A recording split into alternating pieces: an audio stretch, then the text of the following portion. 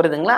இந்த நாளில் என்ன செய்யலாம்? வழக்கமா உத்திராட நட்சத்திரம், 2வது நட்சத்திரம் அப்படின்ற இயக்கத்தை பத்தி சொல்லும்போது பார்த்தீங்கன்னா, திருவோண நட்சத்திரம். திருவோண நட்சத்திரத்தை எப்படி பயன்படுத்துறது?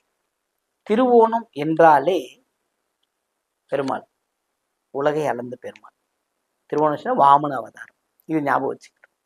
இந்த திருவோண நட்சத்திர நாளில் பயன்படுத்துறது இன்னும் சிறப்பை தரும்.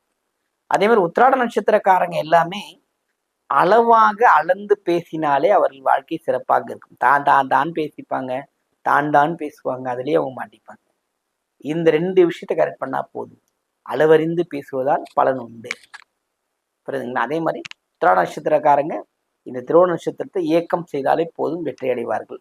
திருவோண நட்சத்திரத்தை எப்படி இயக்கம் பண்ணலாம் அப்படின்னா, திருவோணத்துக்கு மெயினா நம்ம உலகளந்த பெருமாள் சொல்லிட்டு வாமன அவதாரம் கொடுத்தோம். திருவோண நாள்ல, திருவோண நட்சத்திரம் வர நாள்ல ஒரு அர்ச்சனை, அபிஷேகங்கள் ஏதோ ஒரு விஷயத்துல கலந்துக்கிறது உத்திராட நட்சத்திரக்காரங்களுக்கு ஒரு சிறப்பை ஏற்படுத்தி தருகிறது. பயன்படுத்திக் கொள்ளுங்கள்.